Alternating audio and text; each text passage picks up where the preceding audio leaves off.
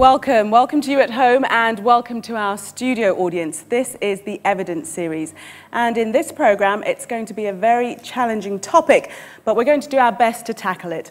I'm one of your hosts, Gillian Joseph, and I can tell you tonight we have fantastic music, as always, from Ken Burton and his band. Ken.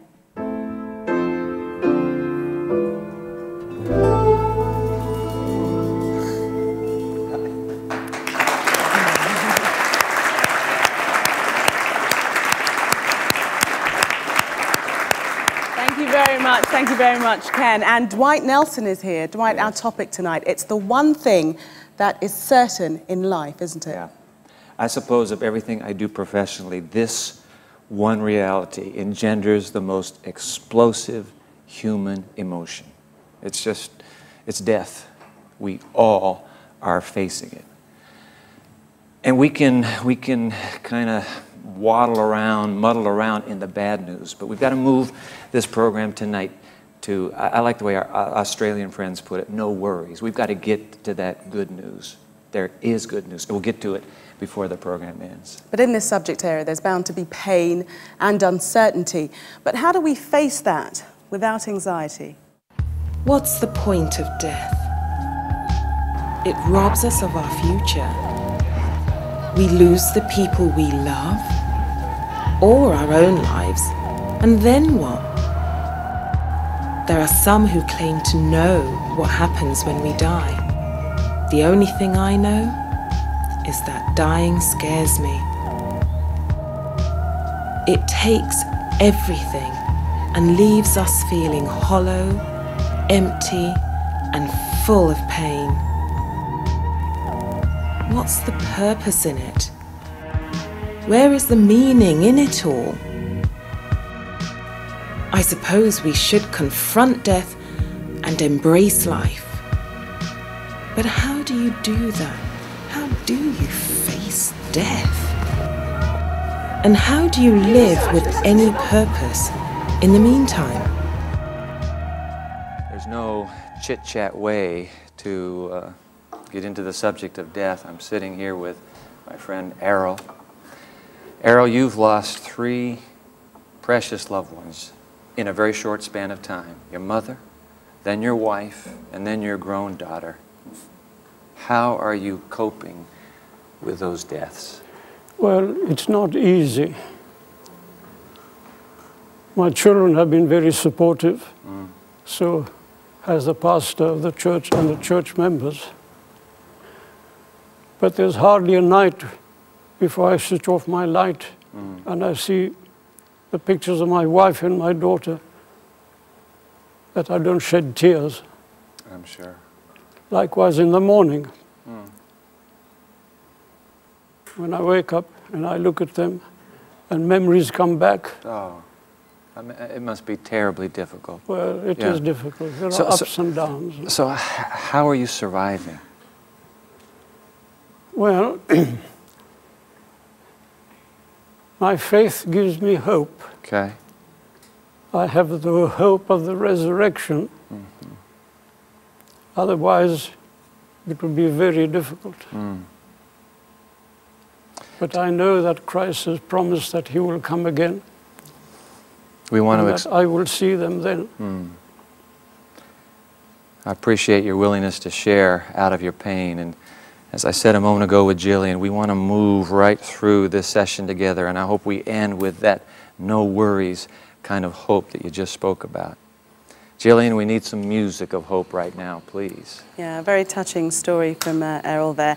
And the title of our next song is called Yesterday. There's also a very touching story behind that, isn't there, Jermaine? Yes, this song's about memories of a boy who lost his father, who took his own life, and is trying to offer some words of consolation to his mother and some encouragement. So, is it a sad song? It is a sad song, but there's hope. There's hope. Okay, thank you for that. Ladies and gentlemen, Yesterday.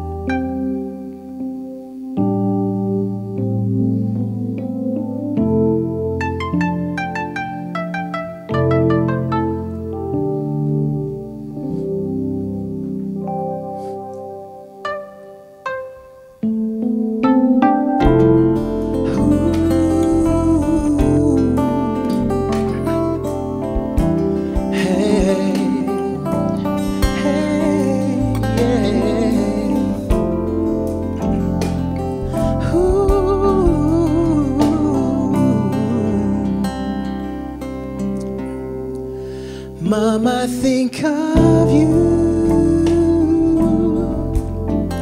Think of how we struggled to get by not so long ago. Yesterday, raising up 3 kids all alone. You made it work somehow. Never called it quits. Yesterday, I will always love you. Think of all the sacrifice you gave. Was a very easy. Yesterday,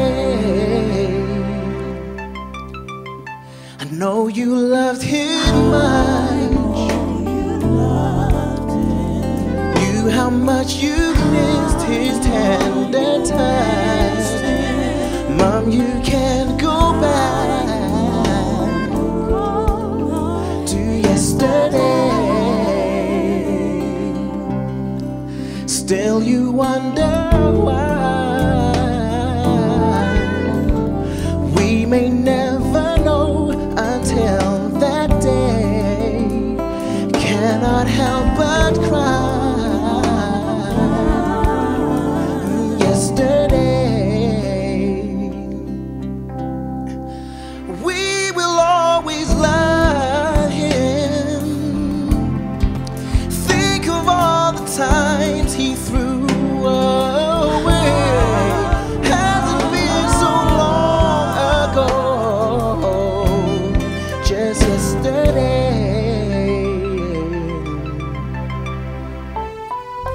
Say goodbye to yesterday. Let it go away that way. Going out with love today. Giving up what might have been.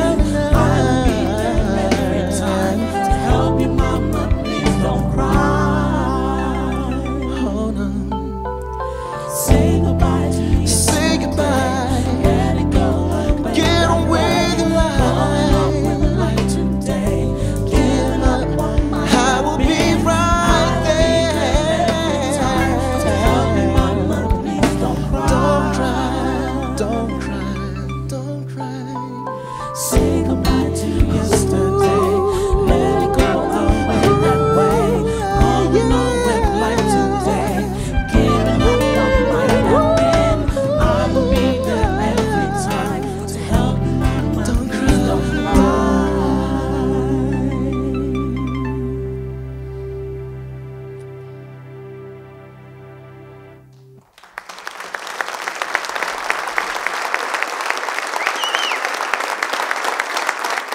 Thank you, Jermaine. That was beautiful. Now, when it comes to death, we often don't want to face it. We want to run the other way. But somebody who's done the complete opposite is Sandra Skibsted. Sandra, welcome. Thank you. Sandra, you're a crime scene photographer, and so you face death every day, but you decided in your spare time to put on an exhibition called Intimate Death, looking at what happens after we die. Why did you decide to do that? Well, the images that I saw were quite abrupt and horrific endings, and I felt I needed a better balance, better perspective of death than what I saw in my job. So that was a main personal reason why I decided to do that. Okay, let's take a look at some of the photos. Here we've got a couple of undertakers. Now, we often think that that's a strange profession to go in, but you felt otherwise. Yes, actually, I had a lot of fun with these guys. They're great people. They're just really, they're average people. They're normal. They're normal. Obviously, their job is not something that we would even want to think about. But sure, it's a difficult job. Let's take a look at another photo. Now, this is actually inside a morgue, perhaps something that most people wouldn't see. True. This is in a mortuary, shot through the actual fridge where you have the deceased. This is your office almost, isn't it? You face death every single day. I spend a lot of time in mortuaries, unfortunately. That's part of my job. it has to be done. How do you cope with that? Personally, well, you have to try and detach yourself a bit, and it's not something you say to yourself, now I have to do this. It actually happens quite automatically. I guess when you're faced with that, you sort of have to switch off a bit. Let's move on to the last photo here. This is very interesting here, somebody being prepared. What's happening here?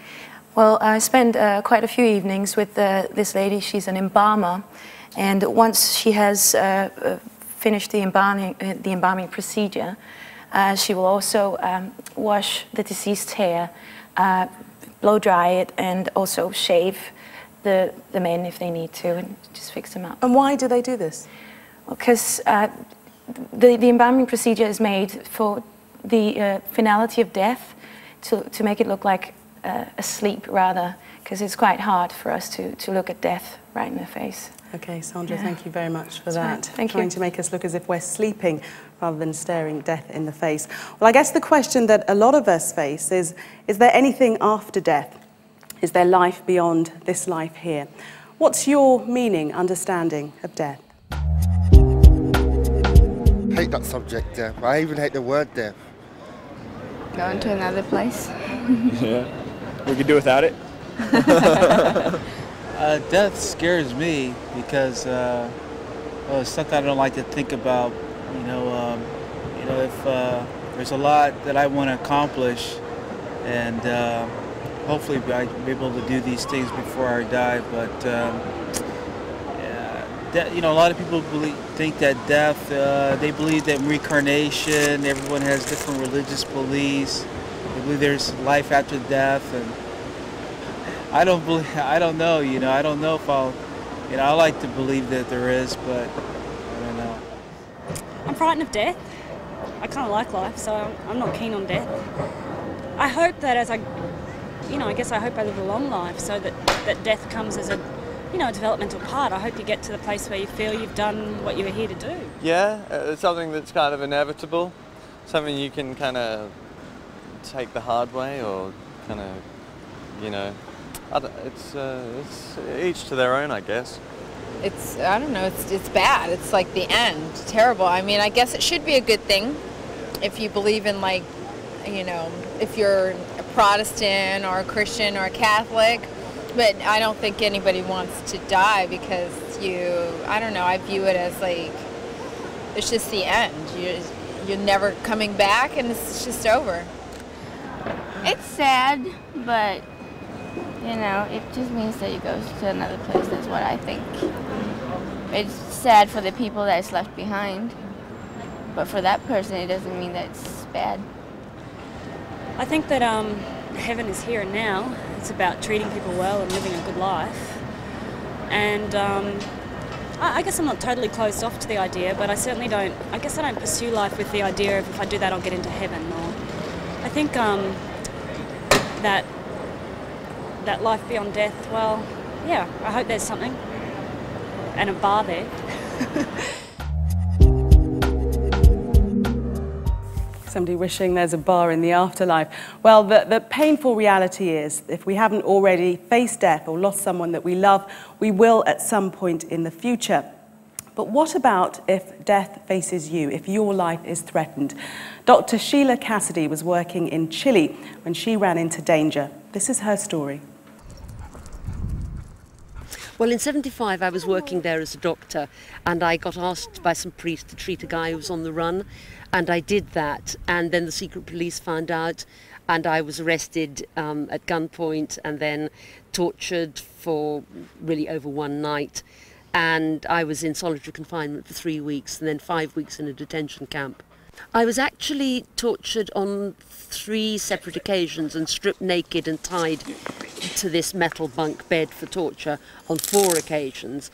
And it was very, very scary because the thought of the pain was so terrifying. And I think it must be quite like people who have surgery and things just get more and more painful. You just get absolutely terrified of the pain and terrified of the fear of death.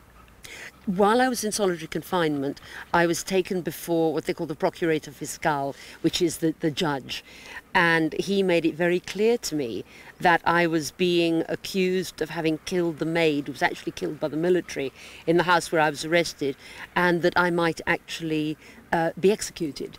And I spent the whole of the next night really doing a sort of fighting with God and pleading for my life, and eventually managed to hand my life over to God a bit like a blank check. But it was absolutely terrifying.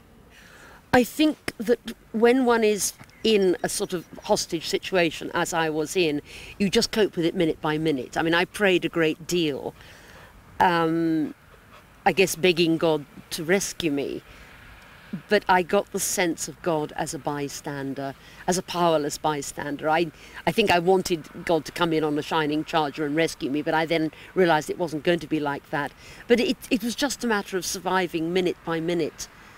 And I think that it's a human thing that happens, that, you know, one just is given the power to survive. When I came back from Chile, I spent about 18 months lecturing, and then I spent some time in a monastery and in a convent. But then I ran out of money, and I also decided that I needed to go back into medicine. And by chance, I went into oncology and found that I absolutely loved it, that I was very, very at ease with people who were very frightened, with people who were dying, and that I had an ability to communicate with people in a very direct way. I think that we're all frightened of death. I think even people with a deep faith, I think it's the fact that it's the unknown, it's the fact that it's the fear of annihilation, and I think that's a basic instinct which a lot of people manage to subdue in the last days and weeks of their life. But most people go through some kind of a battle of acceptance, and the job of people who work in hospices really is to help them to do that, to help them along that journey. I've always said that really since the Chile thing, I've had no small talk. I can't make polite conversation at a cocktail party, but I can talk about living and dying with great comfort and ease. And I think that's what, you know, brought me to it and made me good at it. I think death is an inevitable part of the human existence. I hate it in many ways because I've seen so many young people die. But having said that, for the very elderly, death comes as a friend. And also, perhaps one of the reasons that the cancer death is more peaceful than sudden or violent death is that people become so weak that, in a way, death comes as a friend again. It becomes welcome. But it only comes as a friend when life is no longer really very good. But then it does. It can be very peaceful. I believe most passionately that there is life beyond death. You could say that it suits me. It definitely suits me to believe that. But I do believe it. I don't have any evidence, nor does anybody else. But I suppose my experience of God and my experience of being someone to whom the spiritual life has always been important teaches me that there is life beyond death, and I don't see any point in trying to change that. What a story. Sheila Cassidy, she looks death in the face and then spends her life helping people confront the inevitable. Like the fact that she doesn't do chit-chat anymore. Yeah, just gets down to the basic issues. Absolutely. Well, we want to get down to basic issues tonight with another physician, Dr. Andrew Baildam. Great to have you this evening. Thank you. Surgical oncologist, Secretary, British Association of Cancer Surgery. Mm-hmm. I would love, Andy, to talk about your successes. Reconstructive surgery, oncology surgery. But as you know, our theme is death. How do people cope and respond when you walk in and say, we've done everything we can, I'm sorry, there's nothing more? Initially, there's often anger, disbelief, guilt, fear, and then a working through almost like a whole process towards acceptance. But sometimes there's humor as well. Someone may say, well, I'm not going to make that trip to Canada next year. Do I get a refund? So the spirit even lifts at that stage. I need that too, because it's not easy to tell people that you've done everything you can. Yeah. I mean, what do you say to a patient once you've gotten past the "there's nothing more we can do" stage? Well, usually they're people I've got a relationship with as their surgeon anyway, so I often would have worked on them for some time, maybe even a number of years. So I know these people quite well. As I get more experienced in it, I take it much more informally. Meaning? Very personally, I will sit on the bed with them, put my arm around them, or even just touch their hand and say, look, I'm sorry, but there's something I've got to tell you today that you're not going to like. And this is what it is. And stop and ask if they want me to go over things again. But the important thing is always to say to them, look, I can't predict what's going to happen. There is always a little window of hope that's open there. So you don't take hope away. You don't say you've got 3 weeks or 3 months. Or... Someone will say, come on, be honest with me, what is it? And I'll say, well, you have only a 10% chance of being alive in 18 months' time. But you can't be 10% alive. You're either 100% alive or you're not. I like that. That's good. And I will say that myself and my team will do everything we can to keep them in that 10%. But the reality is that if things don't go that way, we'll do everything that we can to stay close to them and to help them through it. What are the differences in the way that different kinds of people take the news? That's interesting. It depends on their relationships and their own faith. And I will say to them, who do you have at home to support you? They know what I mean. I mean, you know, it may sometimes be just a relationship with a pet, but they know what I mean. And I say, what faith do you have? And do you have any support from your church or from your fellow believers? And sometimes that will help them open up a lot. Interestingly, it seems to be the older person without faith and without relationships that stays in denial. That has the hardest time coping with it. And I will say, as I see them in the clinic, look, I said to you last time things aren't good and they're now even worse. And they'll say, yeah, but you're really pleased with my progress, aren't you? Just total denial. They're creating a lie for me, wanting me to feed back into that lie. Whereas the younger person, particularly the one with responsibilities, maybe with children who are growing up, it seems they work through that and they get that peace and that calmness sometimes easier and quicker. And I find that amazing, the resources that come out. Andy, I'm alive and I'm not expecting to die tomorrow. Good. But you bet it's good. I hope. But what would you tell me?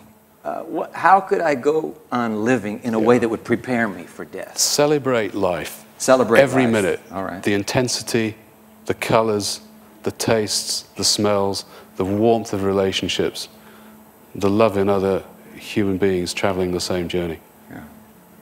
That is beautiful advice, absolutely beautiful advice. How do you cope, though? Because it must be telling on you. You're surrounded by this all the time. I try and take that advice to myself. I work hard and I play hard. I do lots of sports. I have a faith of my own, which I'm active in. I have a wonderful wife, Eileen, and 2 children who are tremendous support to me. And many times in the late hours, Eileen will just absorb everything that's spilling over from me from the day, and that's wonderful. Because in the end, life or death, relationships remain the key, don't they? Absolutely. Right at the core. Absolutely. Dr. Andy Baildum, thank you so much. Ladies and gentlemen, thank you. Dr. Andy Baildum. Good to have you. Thank you for coming.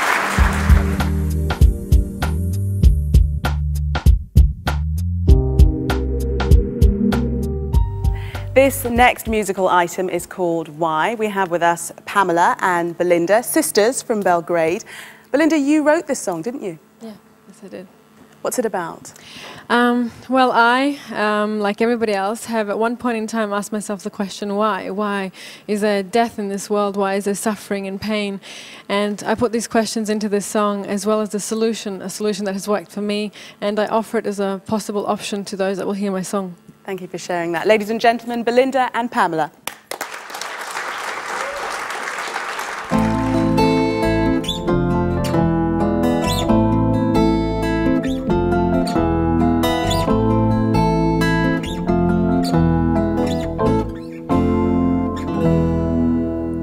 Since the ancient days until we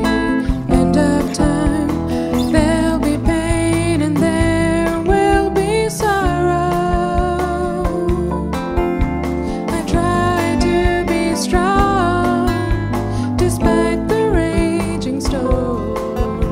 I'm waiting for my God to come again. All along this narrow way, temptations leading astray. I travel, but sometimes I lose my way. I pray the Lord to help me. He takes hold of my hand.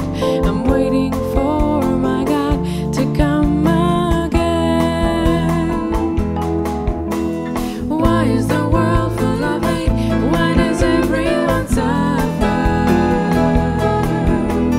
Why do scars ache from wounds long ago? Tell me why. Why are the nations at war? Why must we struggle to survive?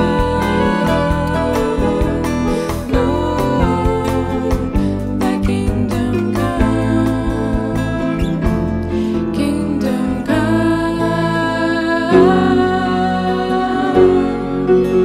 In every life there comes a time when problems arise, but there are times when I can't find a solution. I seek the Lord for shelter. I seek His holy face. I'm waiting for my God to come again. As time goes by, I struggle, fight my battles. It isn't always as easy as I'd like, but I know that Jesus is always right here by my side. I'm waiting for my God to come again. Come again. Why is the world full of hate? Why does everyone suffer? Why do scars ache from wounds long ago? Tell me why. Why are the nations at war? Why must we struggle to survive? Lord, thy kingdom come.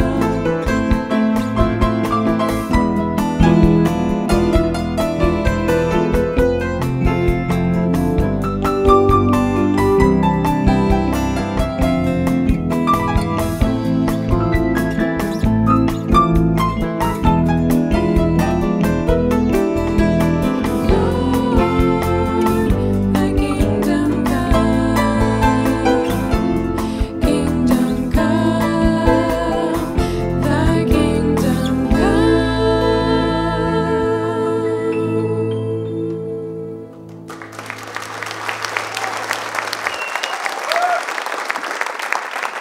Thank you, Belinda and Pamela. Why? We ask it all the time. Why? Here's a bit of history perhaps you do not know. Did you know that in 1818, a certain Scottish physician named Dr. Hugh learned of some fascinating experiments with the legs of dead frogs? We'll put a frog on the screen.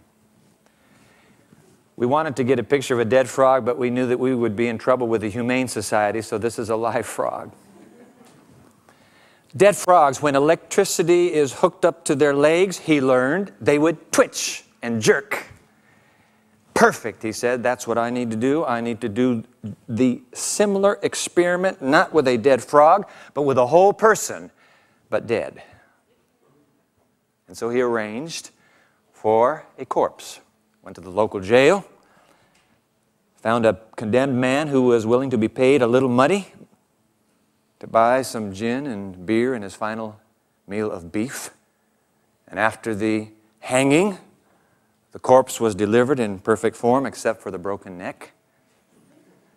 And there in his laboratory, Dr. Hugh, with his lab assistants and a room full of spectators, began to experiment with electricity. And sure enough, when they wired up the spinal cord and let that electricity flow, the body began to twitch.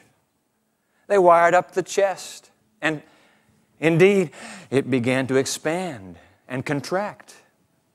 They wired up the face, and that corpse was able to go through a whole litany of facial expressions. And I suppose you would too with all that electricity running through you. They finally went to the legs, and indeed, exactly as with the dead frogs, when the electrode was hooked to the leg, it caused it to kick, by the way, knocking down a nearby assistant who was not expecting the kick. But at the end of the day, ladies and gentlemen, the corpse had responded in every way Dr. Hugh had hoped for, except one. It did not come back to life. And we chuckle at the crude experiments of a couple centuries ago, but the fact of the matter is, today, we are still in pursuit of the very same quest. Nobody wants to die. Can somebody find a way we can beat death in this race? Have you heard of cryonics? Cryonics, have you heard of it? One of the big sports stories a few months ago in my homeland concerned the body of Ted Williams, one of the great American baseball stars. His kids were in court fighting over the body because one of the kids wanted to preserve the body for a deep freeze. That's what cryonics is. In fact, can we put there are the deep freezes. What cryonics does is it takes the body, reduces it down into that frozen state with the hope that eventually a cure for that deadly disease can be discovered and that individual can actually, literally be brought back to life. That's the hope of cryonics. Now, if you want to try cryonics, you need to be prepared for a rather significant investment, and that is, if you're going to have your entire body, how do they put it here? It's called a body suspension. That will cost $120,000. If you want to go with something a little less expensive, you can have just your head or your brain preserved. That's called neurosuspensions, and that'll only cost you $50,000 and up, I suppose, depending on the size of the head. Either way, head or whole body, cryonics, the whole point of Dr. Hugh's experiments as well, somehow we've got to find a way to beat death. You think about it, ladies and gentlemen, I can't imagine a single human being that in a moment of utter candor does not want to live. You say, oh, Dwight, but what about assisted suicide? Assisted suicide is because the individual has confronted circumstances that simply make life not worth living. Remove those circumstances. I don't know of a single person on this planet that would wish to die. We want to live and live and live. But the fact of the matter is, nobody yet has been able to find the handle on unlocking this reality of death. Health foods, we in the West, all the health fads, gung-ho that we are, we simply cannot forestall the inevitable. In fact, one of our late-night comedians in the States says that whenever he sees someone out jogging for health, out jogging on the sidewalks, he rolls down the window and shouts, "You're going to die anyway." And of course, he's right. You're going to die anyway. The fact of the matter is tonight, we are all dying already. Did you know that? They have discovered that the moment we begin living, our cells begin the process of being depleted with water.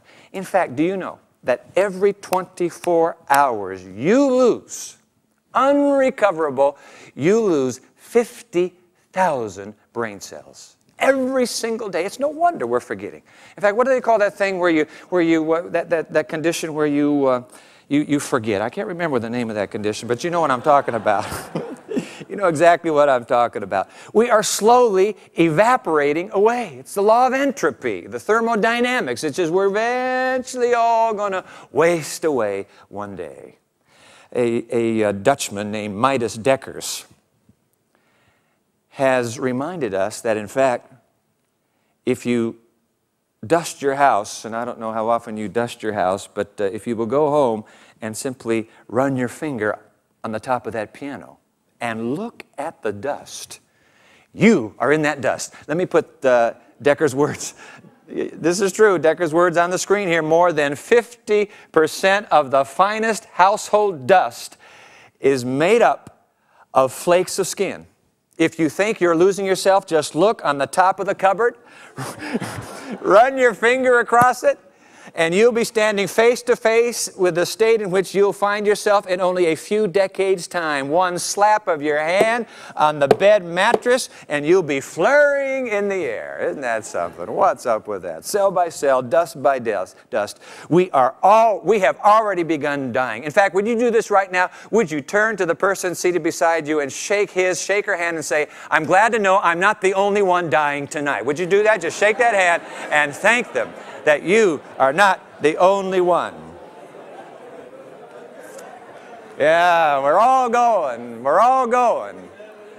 Well, at least we're able to bring a smile to such a rather morose subject. The fact of the matter is, in the interview tonight, in the interview with Errol a few moments ago on the front cafe table, I'm telling you what, it's pretty hard to smile through a subject as somber as death. And that's why you and I tend to busy ourselves. Some are suggesting we are absolutely, frantically trying to avoid a recognition of the inevitable. Let's put his words on the screen, T.S. Eliot. As he put it, we are distracted from distraction by distraction.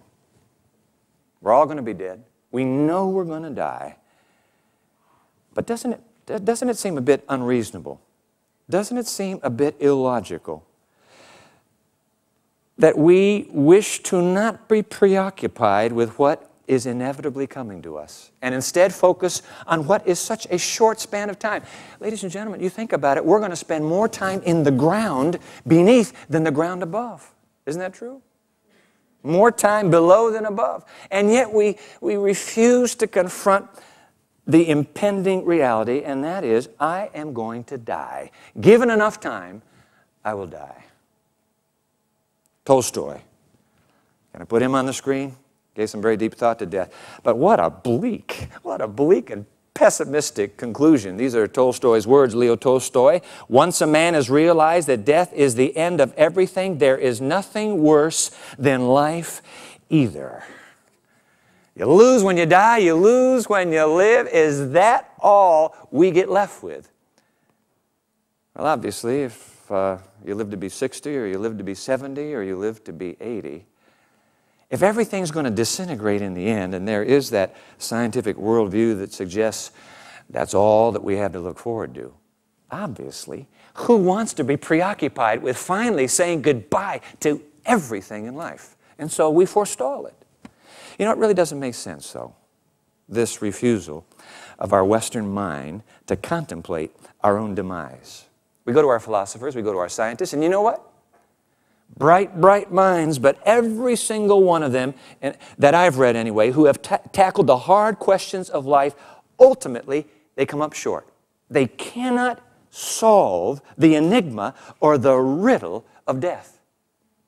Bright and articulate atheists, secular thinkers, no matter how eloquent and logical they are, when they come to finis, as the French put it, when they come to the end, they simply do not know what next to say.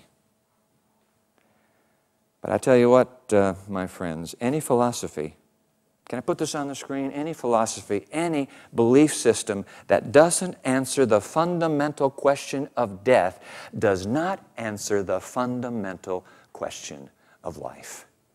You've got to deal with death if you want to live life to its very fullest, as our oncologist said just a moment ago.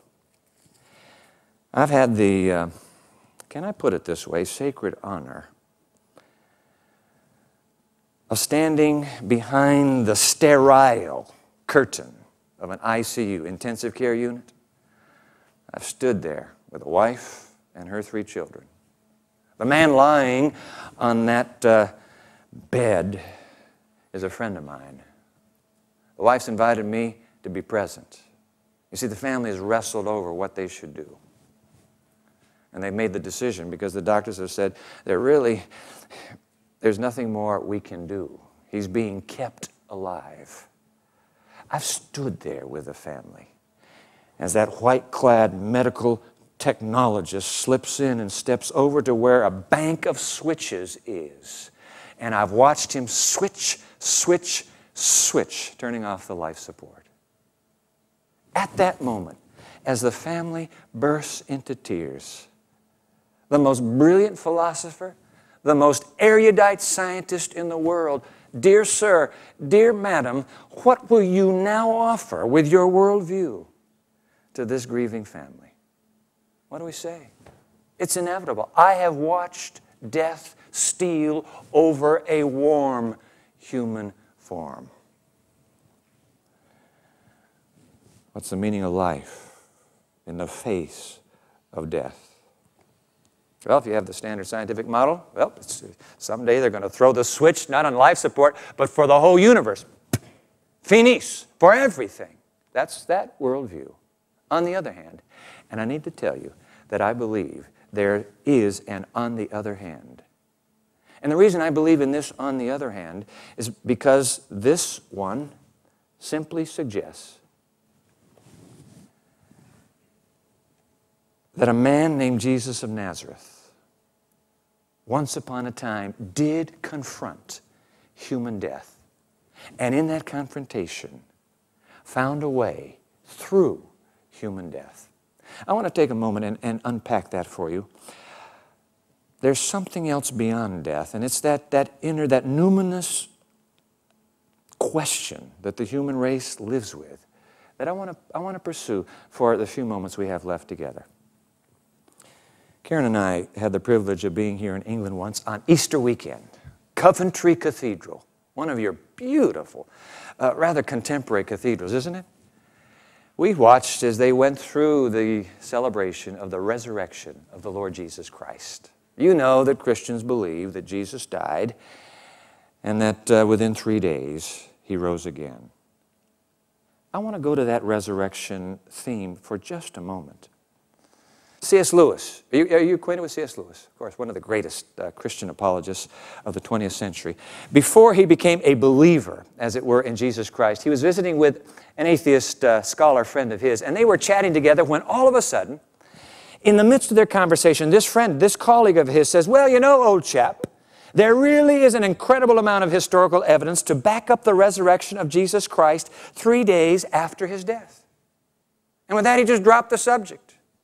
Just went on his merry old way, having stated that one affirmation, and switched to, maybe it was the latest cricket match scores. It was just gone. I mean, that would be like you and me sitting down for a supper conversation, and I said, and I say, listen, you know, today, I couldn't believe I saw 3 little aliens come out of that UFO, and would you pass me the salt, please? I mean, what's up with that?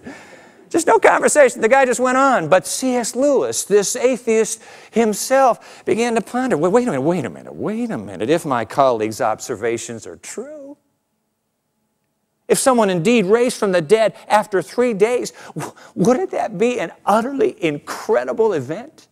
And if in fact it did take place, wouldn't there be some rather mind-blowing implications? This brilliant mind, teaching at Oxford University, begins to rehearse and return to that suggestion. Wait a minute, if somebody was living 2,000 years ago and then after 3 days rose back to life, maybe there is a whole nother worldview than the one I've considered. You have to think about it. You would have to agree in thinking about it as well, that if a resurrection did take place, it would certainly be without or outside the parameters of natural law and science, wouldn't it? But of course, science cannot reproduce a resurrection. They've tried. It's humanly impossible. If it took place, we might even use the word miracle, wouldn't we? Because we can't explain it. Yeah. So, oh, well, boy, don't get into that miracle business. Well, let's just, hold on. Let's talk about William Shakespeare, the greatest literary gift of the English to human civilization, William Shakespeare. You know, he wrote a play. What was the name of the play? The Tempest. Let's take The Tempest. Are you Shakespeareans here? You're not? Well, good. Then you won't know if I'm telling you the truth or not. Let's take The Tempest, which is about a band of people on an enchanted isle where a duke called Prospero wields magic powers over the elements. And there are others in the play. There is Ariel, a sprite, and Caliban, and various spirits among other people. Now, let me ask you a question. Do you suppose that William Shakespeare believed the characters as presented in his play were real? Did he believe it? Well, it's possible, I suppose. It's like some of his histories, it might have been based on real-life people he was imagining, but that's not what I'm saying. What I'm saying is, did Shakespeare believe that what he had written was, in fact, an accurate reflection of reality? That there are sprites, and that there are spirits such as Juno and Ceres and Iris, and these are all real, and those miracles and illusions that took place were actual events. Do you believe Shakespeare believed that? Come on, ladies and gentlemen, give me an answer. No, of course not. Of course not. He didn't believe it. And yet, if he did, and was trying to assert that to you, you'd say he spent too much time down at the Globe. He needs to take a little bit of R&R back at Stratford. He's been too long in that playwriting business. Of course he didn't believe it. But suppose he was so sure that they were real that he was willing to risk his life, his career, and everything in defense of the Tempest. What then? We'd say, well, the man has gone loony. It can't be true. But if he were willing to lose his family and his job and his status in society over that, well, he may be loony, but obviously he believes it very deeply, doesn't he? Now I want you to hold that Shakespeare moment, and let me introduce now 4 individuals who wrote personal accounts of the resurrection of Jesus Christ. Their names, Matthew, Mark, we put them on the screen here, Matthew, Mark, Luke, and John. All of them declared that they witnessed Jesus resurrected from the dead. And each one bore the testimony that, in fact, he was raised from the dead. Now, ladies and gentlemen, if one person had made that assertion, you can dismiss it. It's just one guy, I mean, please. But you have 4 here. All 4 testimonies corroborated. Now, what are we going to do with these 4? I suppose we could say, in fact, it's clear that these 4 lied. They made the stories up. They just were trying to concoct a pleasant ending to rather a bit of terrible heartache, and so they came up with these 4 stories. All right, so let's assume they lied. Why would they lie? Well, maybe they wanted riches.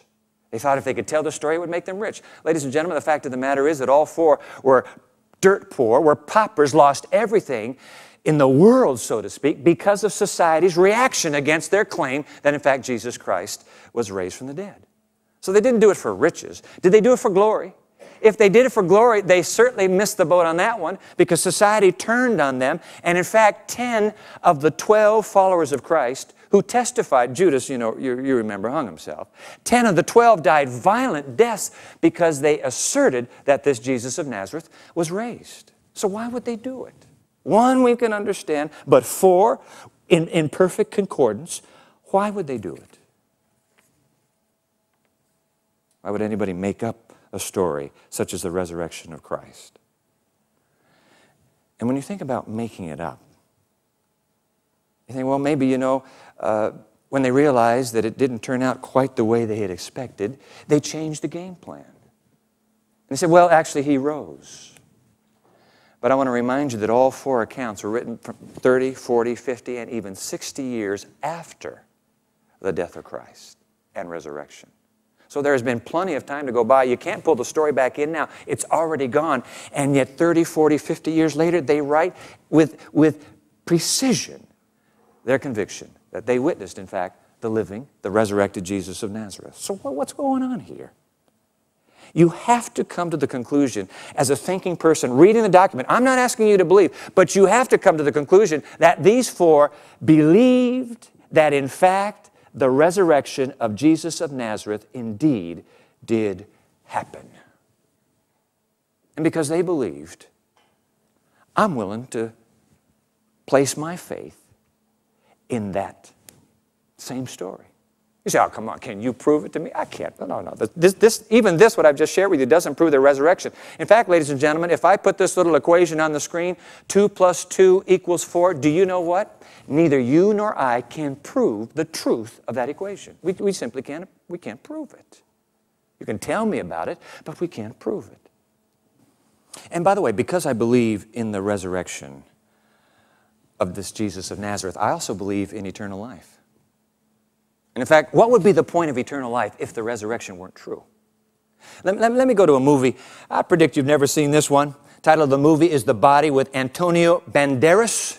Supposedly in this movie, an actual bone of Christ was found in a Palestinian shopkeeper's backyard in Jerusalem. And so, aha, see now this is proof that Jesus of Nazareth was never resurrected.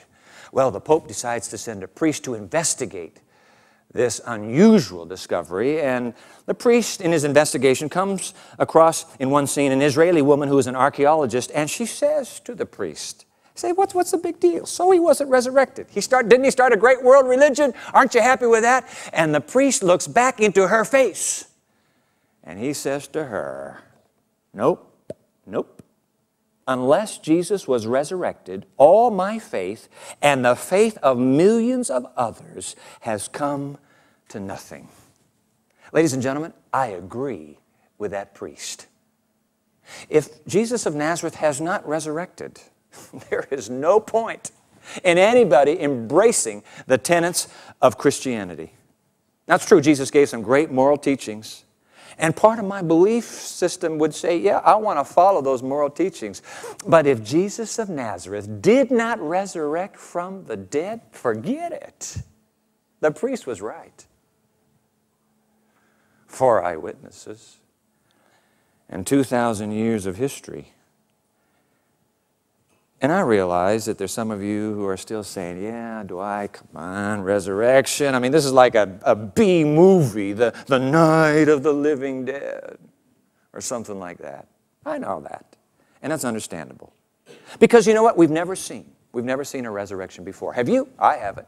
But then I remind you, 100 years ago, they had never seen a man walking on the moon. So let's just get this straight. Even though you haven't seen something and can't imagine something ever happening, doesn't mean the something cannot someday happen. Right? So we're not going to use that little argument, well, I never seen it. Forget it.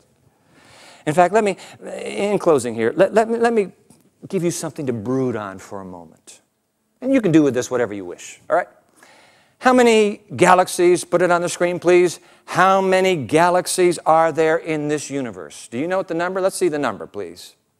The number of galaxies, there are 100 billion galaxies in this universe. And do you know how many stars are in each galaxy? 10 to the 9th stars. Okay, so do the arithmetic now. That means we have 100 billion trillion stars in this universe. Now, ladies and gentlemen, they had to get there somehow. There are 2 worldviews. The worldview I have chosen to embrace suggests that there is a master designer who has put all 100 billion trillion suns in place. And if that worldview is true, then can you understand it would not be beyond his power to also, couldn't he, raise a dead person back to life? Brood on that for a moment. For me, the death and the resurrection of Jesus Christ answers these questions. And because of it, my life, I've got to tell you, my life has found peace, hope, and meaning. Contrary to Bertrand Russell's declaration that we live in a universe in ruins. The death and the resurrection of Jesus Christ tell me, no, no, no, this universe is not in ruins. This universe lives with purpose and meaning. And there is a God who will have the last word. I want to end where I went a moment ago, and that's back behind the sterile curtain. I saw something I have never seen before in my life. You won't believe this, but trust me, I saw it. So here's the wife. In fact, she called me back to the hospital with her 3 children. We've made the decision. We're going to pull the plug, and we're going to let Norm die. The doctor said there's nothing, or there's just a machine keeping him alive.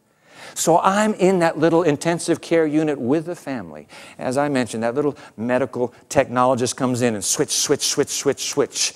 And I'm watching as that chest, for a moment, goes on breathing and then slowly begins to exhale for the last time. Now, this is what you're not going to believe. But with tears streaming down their cheeks, this now widow and her 3 children hold hands around the bed of my friend. And get this is true. They begin to sing. You know what they're singing? They're singing of their faith in Jesus of Nazareth. Their belief that one day they are going to see Daddy again. One day, because of Jesus Christ, she is going to see her husband again. They sang because they believed. Ladies and gentlemen, I can't make decisions for you, and you don't make decisions for me, but this much I must tell you. That with that belief that suggests the scars one day are going to be gone, and no more pain, no more morticians, no more death, I tell you what, there is no reason why you couldn't live with absolute hope and confidence and an inner joy and peace. Step into that sterile ICU room. Let science and academia step in, and they will not be able to stand with unbowed heads in the presence of such faith and such hope.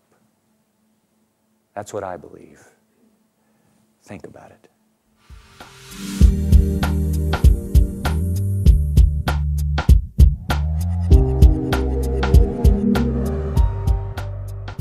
Well, there's no doubt it's been a very difficult topic to broach, but we do hope that you think it's been worthwhile. If you'd like to discuss it further or raise any other points, then please feel free to get in touch.